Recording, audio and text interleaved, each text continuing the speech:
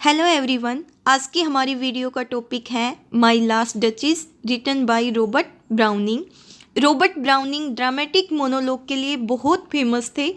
इसमें एक पर्सन बोलता है और दूसरा पर्सन उसकी बात को सुनता है। वो कोई आवाज़ नहीं करता। Listener is silent. It's the story of a Duke of Ferrara, who has killed his wife and nobody knows that he himself killed his wife. Now he is a widower and a messenger comes to meet him. पड़ोसी राजा का messenger होता है। The messenger has a marriage proposal. The Duke requests the messenger, let's take a walk. Raja messenger को अपनी private gallery में लेके जाता है और इस प्रकार से पोयम की शुरुआत होती है। डचेस का मतलब होता है रानी। Last duchess means she is no more. Duke messenger को अपनी आर्ट गैलरी में लेके जाता है और पोयम की शुरुआत इस प्रकार से होती है। That's my last duchess painted on the wall looking as if she were alive. Duke messenger को बोलता है ये मेरी लास्ट डचेस है जिसकी पेंटिंग दीवार पर है, ऐसा लग रहा है जैसे वो जिंदा हो। I call that piece a wonder. मैं कहता हूँ कि ये पेंटिंग एक वंडर है। Now Fra Pandolf's hand work busily a day and there she stands. Will it please you sit and look at her. जिसे फ्रा पेंडोल्फ ने अपने हाथों से बनाया, जिसे बनाने में उसे पूरा एक दिन लगा। और ये पेंटिंग पूरी है मीन्स सर से पैर। फ्रा पेंडोल्फ एक मोंक साधु था, मतलब डचेस की पेंटिंग एक मोंक ने बनाई। ड्यूक मैसेंजर को बैठने के लिए बोल रहा है बट ऐसा लग रहा है जैसे कमांड दे रहा हो। यहाँ तक हमने देखा कि ड्यूक मैसेंजर को अपनी आर्ट गैलरी में लेके जाता है। वहाँ वो उसे अपनी लास्ट डचेस की पोर्ट्रेट दिखाता है जिसे फ्रा पेंडोल्फ ने बनाया। पूरा एक दिन लिया उसने उसे बनाने में, सुबह से शाम तक उसे बनाया। और अब ऐसा लगता है कि उस पोर्ट्रेट को देख के कि उसकी डचेस जैसे जिंदा ही हो। वो पोर्ट्रेट ऐसी है और सर से लेके पैर तक पूरी है। फिर जो ड्यूक है वो मैसेंजर को बोलता है कि प्लीज़ बैठिए और इसे देखिए। आगे देखिए ड्यूक बोलता है I said Fra Pandolf by design for never read strangers like you that pictured countenance, the depth and passion of its earnest glance, but to myself they turn, since none puts by the curtain I have drawn for you but I, and seemed as they would ask me if they durst, how such a glance came there, so not the first are you to turn and ask thus। यहाँ पर Duke messenger को बोलता है कि इस painting को देखकर तुम जैसे स्ट्रेंजर के लिए ये समझना मुश्किल हो जाएगा कि फ्रा पेंडोल्फ ने डचेस के फेस के इतने डीप एक्सप्रेशन इस पेंटिंग में कैसे बनाए। तुम जैसा कोई भी स्ट्रेंजर मुझसे ये क्वेश्चन ज़रूर पूछना चाहेगा कि इतने डीप एक्सप्रेशन कैसे आए, मगर पूछ नहीं सकता क्योंकि हिम्मत ही नहीं है किसी की। और मेरे अलावा कोई भी इस पेंटिंग के कर्टेन को नहीं हटा सकता। मैंने ये कर्टेन सिर्फ तुम्हें दिखाने के लिए हटाया है। यहाँ पर ड्यूक जानबूझकर मैसेंजर को बताता है कि ये जो पेंटिंग है ये फ्रा पेंडोल्फ ने बनाई। He was a master painter, जो कि एक मोंक होता है। And the duke says that whenever he shows the picture to someone, he wonders at the liveliness of the face, he wonders at the depth of passion in her beautiful eyes.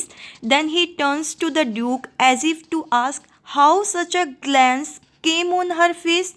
So the present messenger is not the first to express his praise and wonder. Next देखिए duke बोलता है Sir, it was not her husband's presence only called that spot of joy into the duchess' cheeks.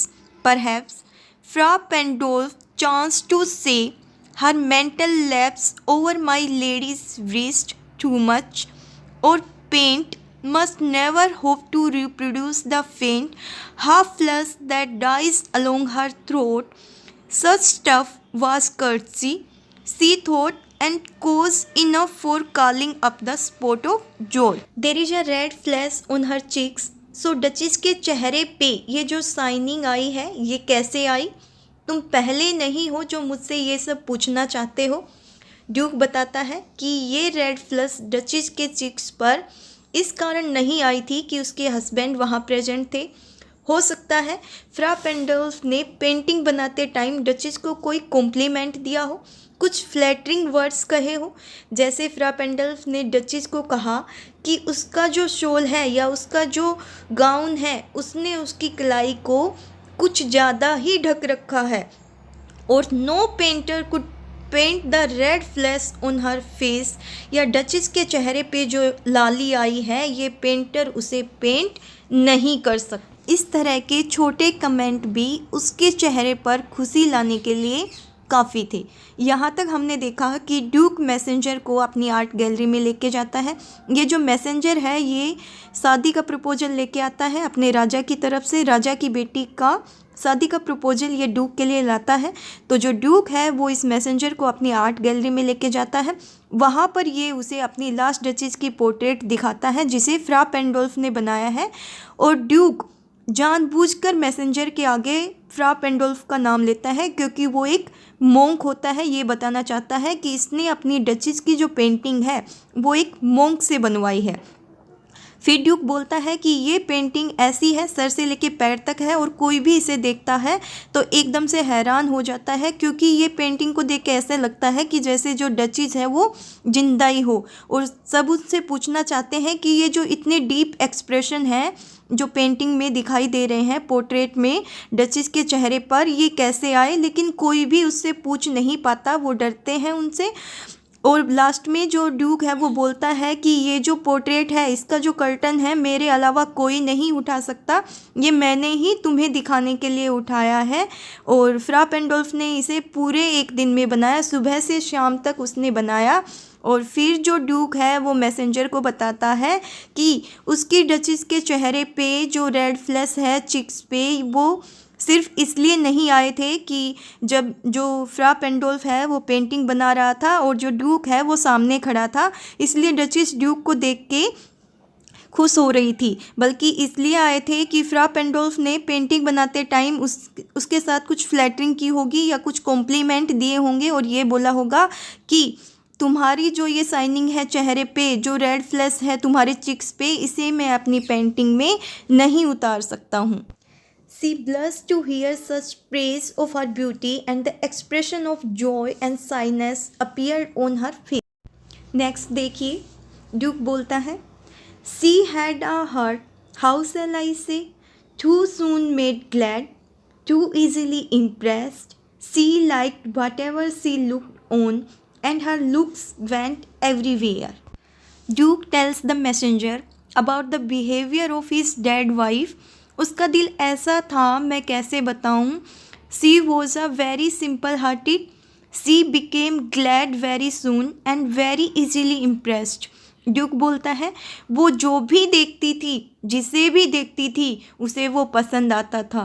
These are the things which the Duke didn't like. आगे, Sir, it was all one, my favor at her breast, the dropping of the daylight in the west, the bow of cherries some officious fool broke in the orchard for her, the white mule she rolled with the round the terrace, and all and each would draw from her like the approving speech. यहाँ पर Duke messenger को बताता है कि उसकी wife एक foolish औरत थी। मेरा दिया हुआ गिफ्ट नेकलेस उसे उतनी ही खुशी देता था जितना कि एक डूबता हुआ सूरज। अगर कोई उसे गार्डन में से चेरीज तोड़कर ला देता तो भी वो उससे भी उतनी ही खुश हो जाती थी। वह सफ़ेद खच्चर जिस पर बैठकर वो टेरिस के चक्कर लगाती थी वो भी उसे उतनी ही खुशी देता था। वो हर चीज़ के लिए एक जैसा ही बोलती थी। यहाँ पे ड्यूक बोलता है कि उसकी जो वाइफ है वो एक बहुत ही फुलिश वीमेन थी। वो जो भी देखती थी उसे सब कुछ पसंद आ जाता था। She liked the costly necklace that he gave to her, but she also liked a cheap gift of a branch of cherries brought by some ordinary person. According to the Duke, his wife had silly habits. She praised the beauty of the sunset. She loved riding a mule. She praised everyone who did her a little. यहाँ तक हमने देखा कि Duke messenger को बताता है कि उसकी जो वाइफ है वो कैसी थी। वो बहुत ही सिंपल हार्टेड थी, बहुत जल्दी खुश हो जाया करती थी, बहुत जल्दी वो इम्प्रेस हो जाती थी और वो हर जगह देखती रहती थी। उसकी नज़र जहाँ भी जाती थी, जो भी वो देखती थी, उसे वो सब कुछ बहुत अच्छा लगता था। और उसकी यही बातें ड्यूक को बिल्कुल पसंद नहीं थी। वो उसे एक बेवकूफ़ औरत बोलता है और ये बोलता है कि वो कोई डिफरेंस ही नहीं कर पाती थी। अगर मैंने उसे कोई नेकलेस दिया, मैंने उसे कोई गिफ्ट दिया, तो भी वो उतनी ही खुश होती थी जितना अगर किसी भी ऑर्डिनरी पर्सन ने, सिंपल से पर्सन ने उसे गार्डन से चेरी तोड़ के ला दी, तो भी वो उतनी ही खुश होती थी। उसके लिए कोई डिफरेंस नहीं था कि मैंने उसे इतना महंगा गिफ्ट दिया या नेकलेस दिया और किसी ने उसे अगर चेरी दी, तो भी वो उतनी ही खुश थी। इसके साथ ड्यूक बोलता है कि जिस घोड़े पे, खच्चर पे बैठ के, म्यूल पे बैठ के, वाइट म्यूल पे बैठ के वो जब टेरेस के चक्कर लगाती थी, तो भी वो उतनी ही खुश होती थी जितना कि खुश वो मेरे नेकलेस देने पे होती थी।